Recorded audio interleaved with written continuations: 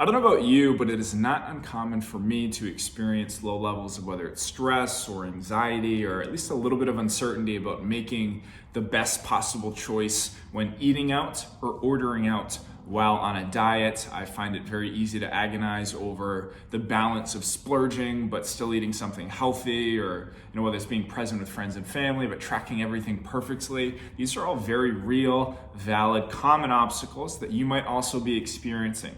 And if that is the case, I would love to share with you the things I consider while dieting, when I am trying to make that balance of whether it's splurging, making a good choice, still being present, because this can be a little bit of a slippery slope.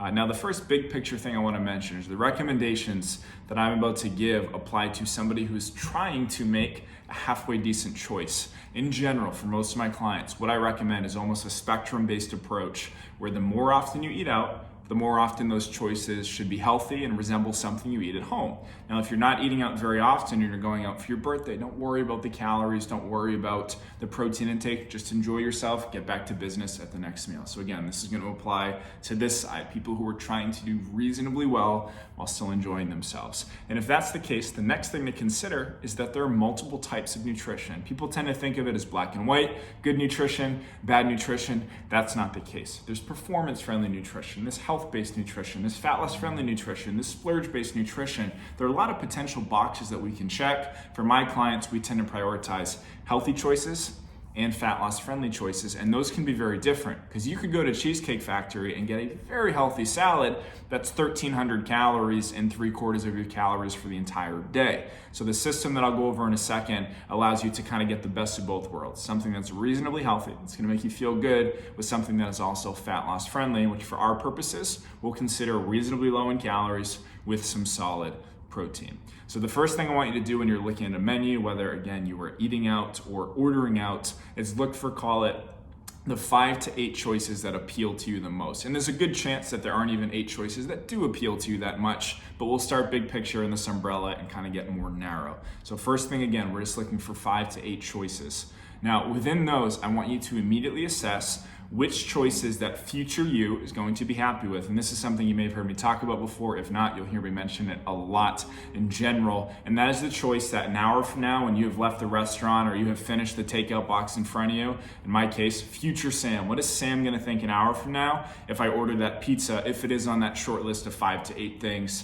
that do appeal to me? Now, if I'm over here in that splurge-based territory, fine. But if I'm trying to mostly stay the course, whatever fleeting pleasure I get from enjoying that food probably won't outweigh the post-splurge bloat and guilt. Not that you should feel guilty, but sometimes it does happen, and regression in terms of overall progress from a big, massive blowout meal. So right away, out of those potential 5 to 8 choices, we can probably narrow it down to, let's say, 3 to 5 that won't make you feel like utter garbage. They can be middle ground, but we can probably rule out the ones that just make you feel just gross after.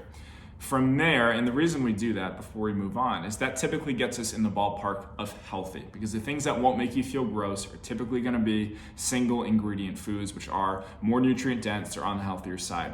Next step from there, within, again, we'll call it 3 to 5 items, is looking for the ones that have the lowest calorie amounts. So let's call it 5 for a second. Let's say 2 of them are, we'll ballpark it at like 1,400 calories. And if you're ever unsure of how many calories are in a meal out, all you should do, go to MyFitnessPal, look up, let's say it's a chicken parm dish, look up chicken parm, look for like the top 10 things, and whatever the most common thing is you see pop up, let's say it's 800, 1,200, 1,200, 1,200, 14,000, go for the 1,200 in the middle, and then round up a little bit. So again, you have your 5 choices, you've narrowed down based on what's not gonna make you feel horrible. Step 2 here is to pick the 2 to 3 lowest calorie items based on those ones that, again, won't make you feel too bad. And let's say we go from 5 now to 3, because there were 2 that were like 1,800 calories, and we have 3 that are between 800 and 1,100 calories. For context, the average restaurant entree is over 1,200 calories. So 800 to 1,100 wouldn't be too bad.